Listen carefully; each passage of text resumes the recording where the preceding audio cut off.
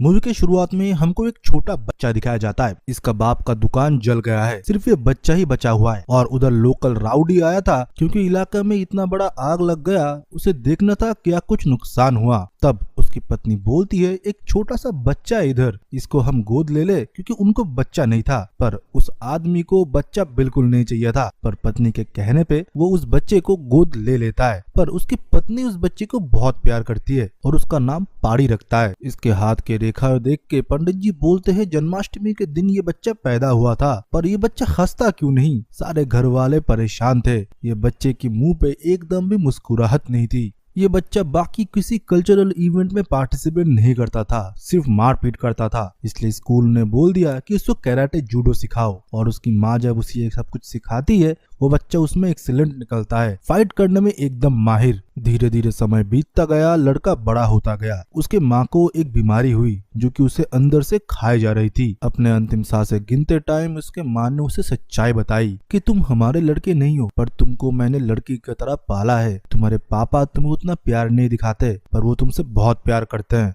अपने पापा को कभी मायूस नहीं होने देना और अपने फेस पे मुस्कुराहट लाना। तुम अगर हंसोगे ना, बहुत अच्छे दिखोगे। पारी की माँ गुजर जाती है। शमशान घाट में उसको मुखग्नि दिया जाता है। तब उसके राउडी फादर, जो कि उसे गोद लिए थे, वो पंडित जी से पूछते हैं कि इस लड़के को इधर ही छोड़ दे। तब पंडित जी बोलते हैं, नहीं, ये आपके लिए बहुत लकी है, इसको आप अपने साथ रखिए। उसके पापा बिल्कुल भी पसंद नहीं करते इस लड़के को। तभी हम देखते हैं रुक्मणी करके एक लड़की पाड़ी से आके मिलती है और अच्छे से बात करती है और बोलती है, तुम रो मत, मेरे भी पापा मारे जा चुके हैं, फिर भी देखो मुझे कोई दुख नहीं है, क्योंकि वो हमको बहुत मारते थे, दारू पीते थे। पर तुम्हारा मुंह क्यों लटका हुआ है पाड़ी, तुम थोड़ा हंसो तो दिखने में अच्छा लगोगे। ये बात मनो रुक्मणी की उसे ट्रिगर करता है, उसकी माँ की याद दिलाता है। तब रुक्मणी के साथ उसकी आखिरी मुलाकात थी। रुक्मणी को उसके माँ लेके उधर से चले जाते हैं। फिर हम देखते हैं घाट से ये लोग ट्रेन से वापस अपने शहर लौट रहे थे, तो रात में उसके पापा के ऊपर हमला हो जाता है। पाड़ी तब उन लोगों को बहुत पीटता है। वो मार्शल आर्ट एकदम सीख चुका था, एकदम अच्छे से धोता है सबको वो। तभी उसका फादर ये सब कुछ देखता है और उसे गले लगा लेता है और ये बोलता है, तू मेरा बेटा है। एक रॉडी क्या ही चाहेगा, यही चाहेगा कि उसका बेटा ये सब कुछ करे और उसके धंधे को आगे बढ़ाए, जो कि उसका मकसद पूरा हो चुका था। फिर हमको पोर्ट फ्री टाउन अफ्रीका 1993 का एरिया दिखाया जाता है। यहाँ पर हम कुछ अफ्रीकन लोगों को देखते हैं जो कि अपने लोगों को बोलते हैं कि तुम अपने हाथों के, पाँव के जितने भी तुम्हारे गोल्ड है, सिल्वर भी, सब कुछ इधर छोड़ के जाना पड़ेगा। और हम देखते हैं एक ट्रेन के कंटेनर में गोल्ड फिश करके सोने की मछलियां, मतलब सोना, प्योर गोल्ड की एक बॉगी आने वाली थी। और जब वो उधर से कपड़ा हटाते हैं,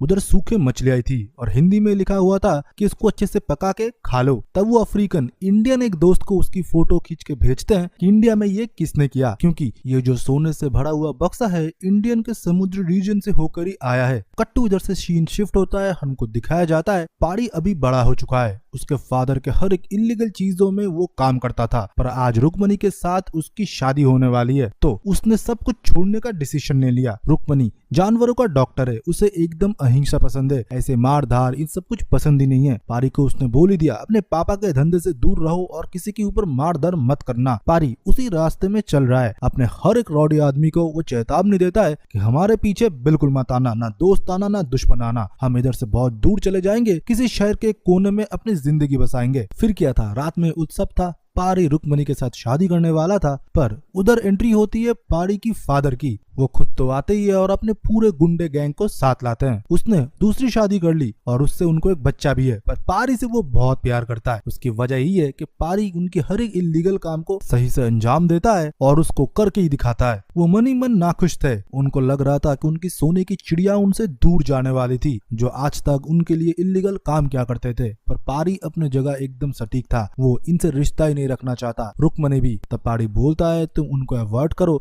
मैं जाके उनसे बात करता हूँ।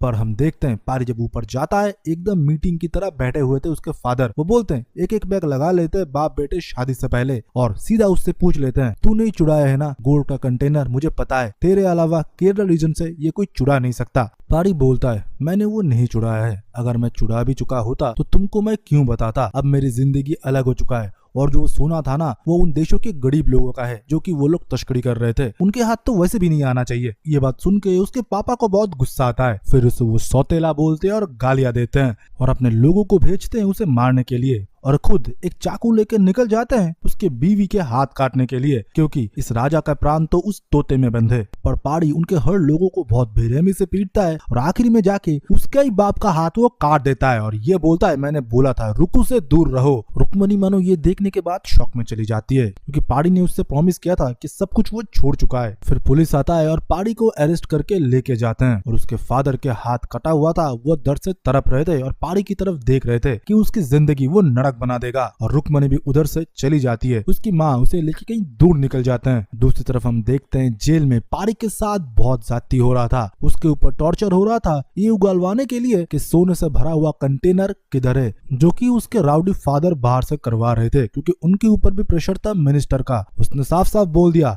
तेरे बेटे से उगलवा कि सोने से भरा हुआ कंटेनर किधर है, इलेक्शन उसके ऊपर डिपेंड कर रहा है, अगर वो नहीं मिला ना तो तू तो जेल में जाएगा ही और तेरे दूसरे परिवार को भी मैं खत्म कर दूंगा। और पारी तो रुक्मणी के राह देख रहा था, वो इधर उधर से पता लगाता है कि रुक्मणी कहाँ पर है, पर 5 साल बीत जाते हैं, उसे पता नहीं चलता कि रुक्मणी कहाँ चली गई है। दूसरी जगह हम देखते हैं जेलर और बाकी लोग भी टॉर्चर करके थक चुके हैं पारी को। तब पारी भी रास्ता खोज लेता है, वो जेलर से गन छीनता है और खुद के सर पे तान देता है और ये बोलता है, मैं खुद को ही खत्म कर दूंगा, तो फिर ढूंढते रहना सोने से भरा हुआ कंटेनर। फिर क्या था, जेल में भी कोई उसे हाथ नहीं लगाता, क्योंकि पारी की जान मानो उस सोने के अंदर था। उसके रॉडी पापा रुक्मणी को भी ढूंढ रहे थे, पर रुक्मणी उन्हें भी नहीं मिल रहा था। पारी बहुत अच्छा फाइटर था, इसलिए हम जेल के अंदर ही देखते हैं एक आदमी पारी की तस्करी करने के लिए बोल रहा था एक आइलैंड पे, जहाँ पर कुछ गैंग होते हैं जो कि ऐसे फाइटर चुनते हैं देश के अलग अलग जगह से और फाइट करवाते हैं और बहुत पैसा छापते हैं। पारी को उन लोगों ने 10 लाख में खरीद लिया था और पारी को तब रुक्मणी का पता भी चल चुका था, तो जेल से निकलने के लिए उसने हाँ बोल दिया। और जब उस गैंग के साथ जेल से बाहर वो निकलता है, तब उन लोगों को पीट के उधर से वो चुपचाप निकल जाता है रुक्मणी के तलाश में।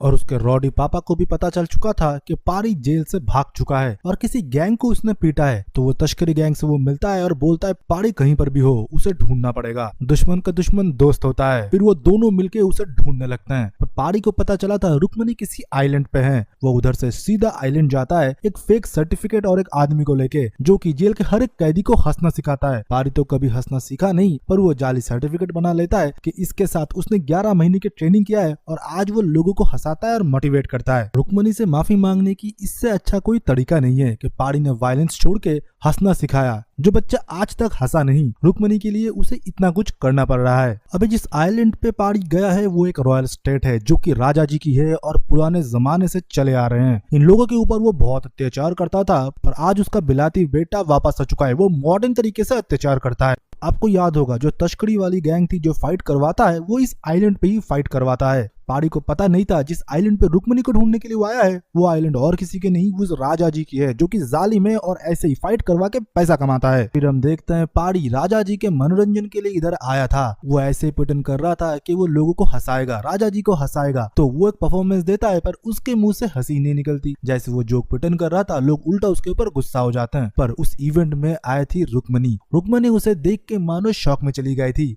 और पारी भी, उसकी दिल की धड़कनें रुक सी गई थी। पारी ने इतने सालों बाद रुक्मणी को देखा था। फिर रुक्मणी से वो मिलता है और झूठा कहानी सुनाता है 11 महीने तक कैसे उसने लाफ्टर का और मोटिवेशन का कोर्स किया, आज वो पूरा बदल चुका है, किसी को वो हाथ भी नहीं लगाता। पर रुक्मणी कन्विंस नहीं हो रही थी उसके ये झूठे दावे से। पारी से अच्छे से वो बात भी नहीं करती। ये देख के पारी को बहुत गुस्सा भी आता है और रोना भी। वो अपने कमरे में जाता है और मानो बहुत रोता है और दीवार को एक जोर से मुक्का मारता है और उसका हाथ आर पार हो जाता है। तभी वो एक हिरन को देखता है और तभी एक गोली चलता है, वो हिरन उधर मर जाता है। फिर अगले दिन देखता है पारी कि वो हिरन की ट्रीटमेंट कर रहा होता है रुक्मणी। फॉरेस्ट रेंजर उसके पास लाए थे और उधर कुछ लफंगे भी थे जो कि छोटे सरकार के लिए काम करते हैं, मतलब राजा जी के बेटे के लिए। फॉरेस्ट रेंजर को वो धमकाते हैं। तब हम देखते हैं कि रुक्मणी बोलती है, मुझे पता है ये गोलियां किसने चलाए हैं, बेजुबान जानवरों को मार के तुमको क्या हासिल होगा। तभी हम देखते हैं गांव वाले भी बोलते हैं, हिरन का मरना अपशगुन है, अब मंदिर का द्वार खोल दीजिए तो हमारे भगवान हमारे ऊपर कृपा दिखाएंगे, हमारे गांव में फिर से खुशहाली आएगी। रुक्मणी जब उन लोगों के खिलाफ आवाज उठाती है, वो लोग आकर रुक्मणी से मिसबिहेव करती है, पर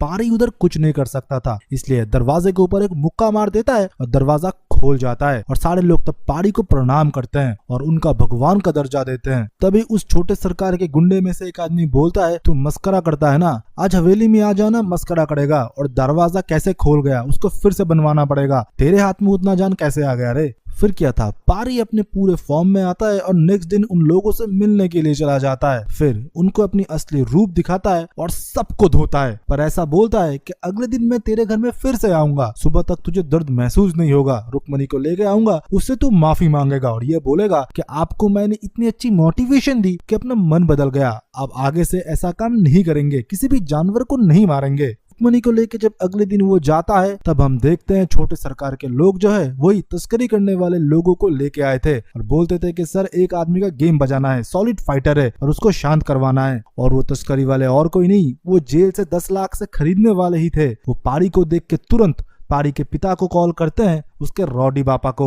रॉडी पापा कंफर्म करता है हाँ उसके साथ अगर लड़की है उसका नाम रुक्मणी है तो वो मेरा बेटा ही है, मैं आइलैंड पे आ रहा हूँ, दोनों मिलके उसे खत्म करेंगे। पर रुक्मणी के सामने और पारी के सामने उनके चेले माफी मांग लेते हैं। रुक्मणी को तब पारी के ऊपर भरोसा आता है, वो दोनों फिर एक साथ होते हैं। पर यह खबर छोटे सरकार तक पहुंच चुका था, वो एक जानवर है, वो फाइट करवाता है गाँव वालों के साथ और उसके फाइटर के बीच में, और फाइट में बहुत पैसा कमाता है। और उसका पापा जो की बड़ा हैवान है वो इस फाइट को देख के खुश होता था। फिर पारी जब एक दिन वही खेल दिखा रहा था और मोटिवेशन कर रहा था गांव वालों को, छोटे सरकार अपने लोगों को लेके उधर आ जाते हैं। पारी तस्करी करने वालों को भी पहचान जाते हैं और छोटे सरकार जो कि हैवान थे उसने अपनी पूरी हैवानियत दिखा दिया था गांव वालों को बेरहमी से मौत के खेल में डालने से। पारी के सामने रुक्मणी को उसके लोग मारने जाने वाले थे, पर पारी अपना आपा खो देता है, उन लोगों को वो बहुत पीटता है। रुक्मणी फिर उससे दूर चली जाती है और ये बोलती है तुम्हारे ये घिनौना चेहरे की वजह से मैंने तुमको छोड़ा था। पारी बोलता है ये मेरे खून में है, मैं क्या करूं, तुमको अगर बचाना है मुझे हथियार उठाना पड़ेगा। पर रुक्मणी उससे जाने के लिए बोलता है। पारी का दिमाग नहीं काम कर रहा था, तब छोटे सरकार उसको मदद की हाथ देता है और ये बोलता है तू फौलाद है, तलवार है, तू चलाएगा, तू मयान पे रहने वाला नहीं है, तू मेरे लिए फाइट कर। तब एक मरहम की तरह मानो पारी के ऊपर वो लग रहा था। पारी के गुस्से को शांत करने के लिए वो बोलता है तो रिंग में उतर, और पारी उसके लिए खेलता है। गांव वालों को वो पीटता भी है, बहुत पैसा भी पारी कमाता है, पर वो खुद कुछ भी नहीं रखता। उसके मदद से छोटा सरकार पैसा कमा रहा था।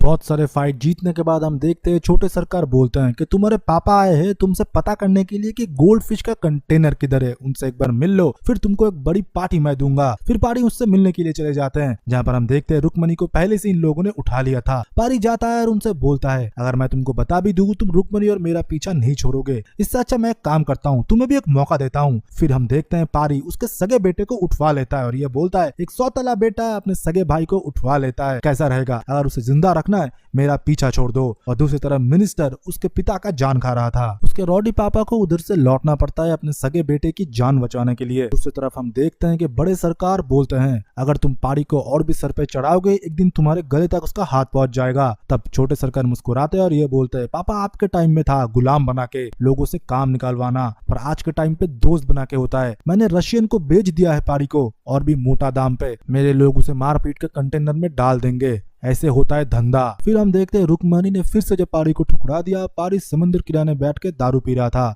तब कुछ गांव वाले जाके उसे मारने लगे क्योंकि राजा जी का ऑर्डर था। पारी को मारते टाइम उसका शर्ट फट जाता है और उसके पेट में एक त्रिशूल का चिन्ह था जो कि जन्म से उसके पेट में था, और वो देखने के बाद पूरे गाँव वाले उसे नमस्कार करने लगे। फिर वो लोग हिस्ट्री बताने लगे इस आइलैंड की। वो लोग बताते हैं कि तुम्हारे पूर्वज ने 35 साल पहले बहुत मेहनत से जोड़ जोड़ के एक त्रिशूल बनाया था, और इधर जो राजा जी है उनके पूर्वजों को ये भेद दिया गया था। पर राजा जी जब त्रिशूल लेके मंदिर में जाने की कोशिश करे तो माता हमारे अंदर आए और हमने बताया कि आपके हाथ में बहुत खून सने हुए हैं, ये पाक त्रिशूल को आप मंदिर के अंदर ना लेके जाए। जो बच्चा जन्माष्टमी के दिन गांव में पैदा होगा वही वो त्रिशूल को लेके मंदिर के अंदर जाए तो गांव में खुशहाली आएगी। ये सुनते ही राजा भड़क गए और मेरा कान काट दिया। मैं तब से राह देखता रहा बेटा तुम्हारा। राजा ने अपने लोगों को बोल दिया गाँव में जन्माष्टमी के दिन जो भी लड़का पैदा होगा उसे जान से खत्म कर दो। एक एक करके गाँव में जो भी जन्माष्टमी के दिन पैदा हुआ उसको मार दिया गया। तुम्हारी माँ पेट से थी, जन्माष्टमी के दिन ही उनकी डिलीवरी होने वाली थी। उनको एक लड़का और एक लड़की हुई। लड़का को लेके तुम्हारे पिताजी इस आइलैंड से भाग गए,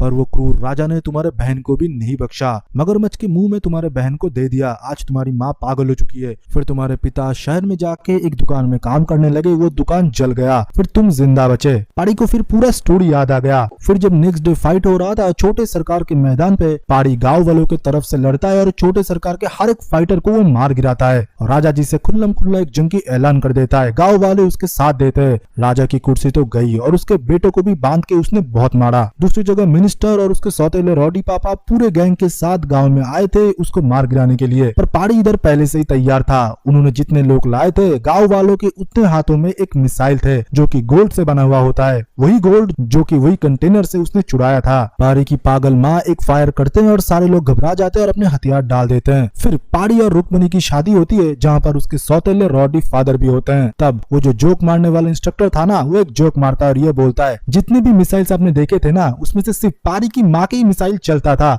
बाकी सारे मिसाइल डमी थे जो कि उनके असली मालिक तक पहुंच चुका है। आप लोग बस फेक मिसाइल से ही डर चुके थे। पहाड़ी ने वो कंटेनर से जो गोल्ड चुराया था वो गवर्नमेंट के हवाले वो कर देता है और गवर्नमेंट उनके लोगों को वो बांट देते हैं। इसी के साथ ही रेट्रो मूवी की एक्सप्लेनेशन खत्म होता है।